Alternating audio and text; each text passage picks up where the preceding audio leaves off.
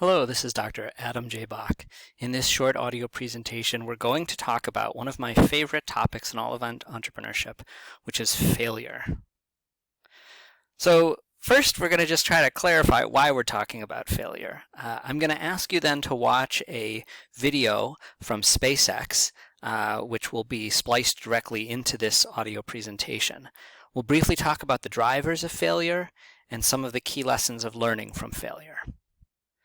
So you might be asking, why are we ending the course on such a downer? Why finish a class on entrepreneurship in which we've talked about the potential for entrepreneurship, the opportunities. We've tried to be realistic, I think, about what entrepreneurship really is. But this seems like a strange way to wrap things up, talking about failure. The reason is that, first, failure is pretty much inevitable in some form. If you're going to be entrepreneurial, whether in a corporate environment or a startup venture or nonprofit, failure is going to happen. There just aren't situations in which things don't go wrong. Potentially, failure can be a step closer to knowing what success will be, or at least what it will look like. The issue is that, frankly, failure can be emotionally crippling. If you're not prepared to fail, if you're simply expecting everything to go right over and over and over again, then when things fail, you won't be ready.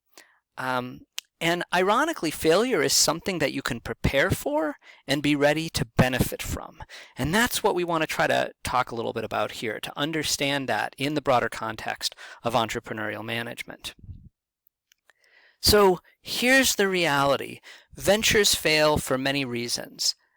Some ventures fail for reasons that are just completely out of control of the entrepreneur. Hurricane Katrina, for example, or the 2008 mortgage crisis. Those events had very little to do with entrepreneurship in the United States, but they both dramatically impacted hundreds, thousands, maybe millions of small businesses. Where the circumstances were totally out of those entrepreneurs' control. Imagine for a moment that you were trying to raise money in 2007 or 2008, and you were trying to raise money for your startup tech company. Well, if you had a signed term sheet with a venture capital firm before the mortgage crisis blew the market up, you might have survived. And if you didn't have a signed term sheet right when that happened, you probably failed. And that had nothing to do with you or the underlying technology you might have been trying to commercialize, or your team, or anything about your opportunity. It's also important to recognize that not all failures are the same type or the same magnitude, right? So it's one thing to fail because you didn't get the lease on the office space you wanted, and it's another thing to fail because you can't sell your first customer, and then it's another thing to fail because you can't close a financial deal. It's another thing to fail because you run out of cash. Early and small failures can often help prevent late, large failures, right? So recognizing when things aren't working early and adjusting to accommodate those rather than letting failure build over time. As I've mentioned, not all failure is avoidable. There are just going to be situations where nothing you could have done will have prevented a certain type of failure. And so recognizing that it can be valuable or even essential to your own exploration of an opportunity and your venture success is a really important way to think about how entrepreneurship happens. Another key piece of this is learning to separate the personal from the professional, right? There was nothing personal about Hurricane Katrina. It had nothing to do with you. The question is whether you're going to take any failures associated with events like that personally or not. Fear of failure is real and relevant, right? So this is where sometimes I think your textbook you need to sort of take some of what they're talking about with a certain amount of salt, right? So the textbook does rely on a certain amount of psychological research and a little bit of pop psychology as well. And so I think it's always important to recognize these kinds of things and to reflect on how you deal with them. To the extent that the suggestions in the book and the ideas that are provided there are helpful to you, that's fantastic. And to the extent that you kind of walk through some of that and kind of get away from it feeling, well, it's a little soft, a little fuzzy, that's okay too, right? I mean, we all approach these from a different perspective. But recognizing that fear of failure is a real thing and that it does affect how people make decisions is pretty important. So what I would like to do here is, in just a moment, I'm going to splice in this video. You can also, if it's just not convenient to you to do it now, I guess you could fast forward. It won't take very long. This video was published by SpaceX, and it's called How Not to Land an Orbital Rocket Booster. And it is basically a mashup of a variety of the catastrophic failures that SpaceX had as they were getting towards a successful reusable rocket booster. And this is clearly a celebration. I mean, this is we can complain about SpaceX and Elon Musk and Tesla and the Boring Company and all that stuff. We can complain about it all we want. This video is an absolute celebration of everything that went wrong and a pure recognition that these were probably necessary to getting it right. And that's why I love showing this, because it's just such a great example of how recognizing what failure is and what you can learn from it can be such a critical step towards getting to success. So I encourage you to watch it. It's not that long, and I just think it's a really, really good example.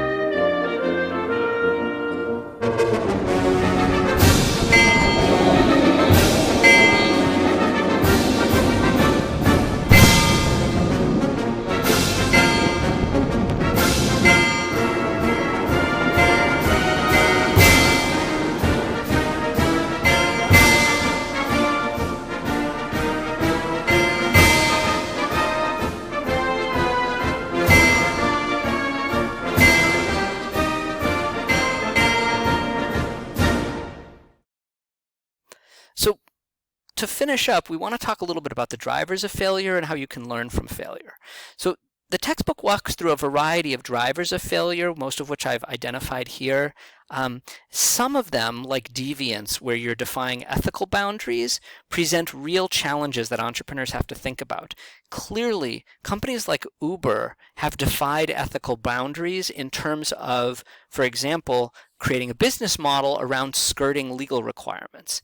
Is that a good thing or a bad thing? It's a really interesting question that's worth some debate. Has it worked? Broadly speaking, it's made some people a lot of money.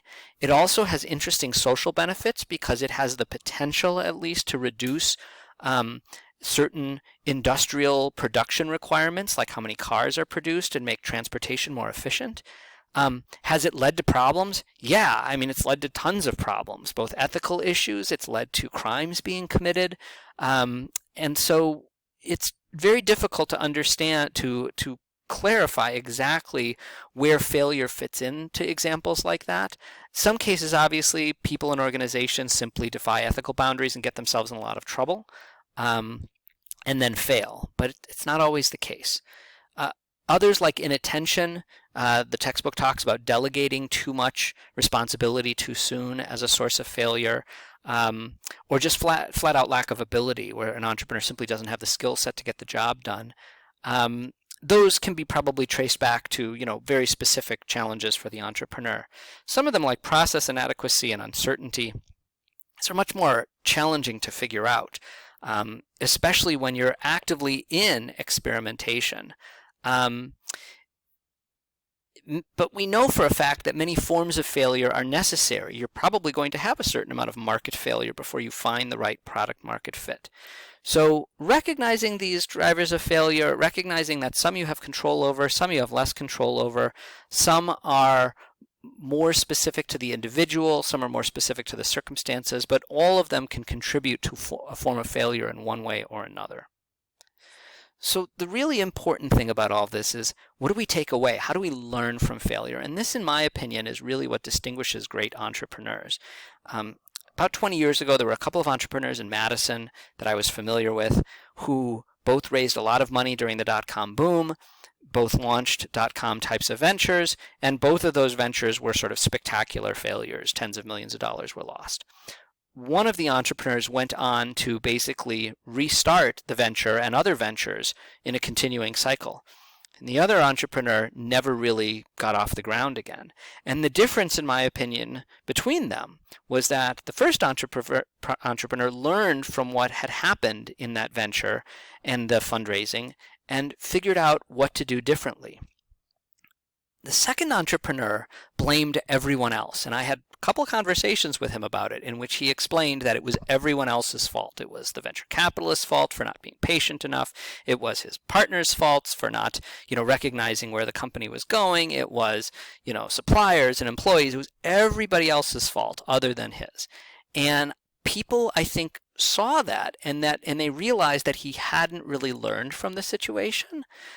His argument was if people had just put more money in, it would have eventually been successful. And no one wanted to work with him again after that because he didn't seem to have understood that there was, some of it was out of his control, but ultimately the buck had to stop with him. Failure is an intrinsic component of intentional iteration. If you're going to run experiments, some of them are going to fail. And so you need to design those experiments to learn as much as possible from them, right? Actionable data, as much actionable data as possible. If your experiments don't allow you to take action afterwards, then they're not useful experiments. Separating blame from performance. It's one thing to make sure that you do know why something went wrong, but recognize that that may not be an indication of the performance of the people or the team that were involved. If one of your team sets up an experiment and the experiment fails and you get an enormous amount of actionable data out of that, you don't want to blame people for getting it wrong and then demotivate them by taking, compensation away. If that was a necessary step and it got you really far really fast, you probably want to reward them. Recognize that effort and practice are probably more important than core talent as a predictor of success in these kinds of uncertain environments. Your textbook talks a lot about grit. I get it, and I've seen, sort of this become a buzzword over the last, roughly 5 to 10 years. Personally, I'm not a huge fan of it, but I do get it. It is compelling, and it does suggest that people who really just kind of buckle down and do the work are good. And I do like when, with my own companies, when the entrepreneurs, when my employees really buckle down and get the work done. But I'm not as 100% convinced about sort of the psychological research on it. So it's compelling, but use it with caution. Your book talks about courage, conscientiousness, perseverance, resilience, and excellence as being the components of grit. Courage is a tough one for me. I mean, I think courage is a wonderful thing, but it causes people to act stupidly sometimes. Conscientiousness, perseverance, and resilience, absolutely. Like, I love to see people who are being reflective, who are determined to get the work done, and who bounce back, right? It's not how many times you get knocked down. It's just all that matters is how many times you get back up again. Excellence, obviously important, but a little hard to measure, so I'm cautious about that one as well. The other big one is alleviating the stigma of failure. By definition, cycles of innovation require a certain amount of failure. You can't rapidly accelerate innovation without having a certain amount of failure in the process. And so by definition, you've got to try to find ways to remove the stigma associated with those failures. Otherwise, people will, over time, behaviorally learn not to fail. And that means that they'll learn not to take risks. So as we wrap things up here, I hope that you'll take away how important failure is to the entrepreneurial process. That you'll recognize that you don't want to fail forever, but that incremental failure on the path to success can be incredibly powerful.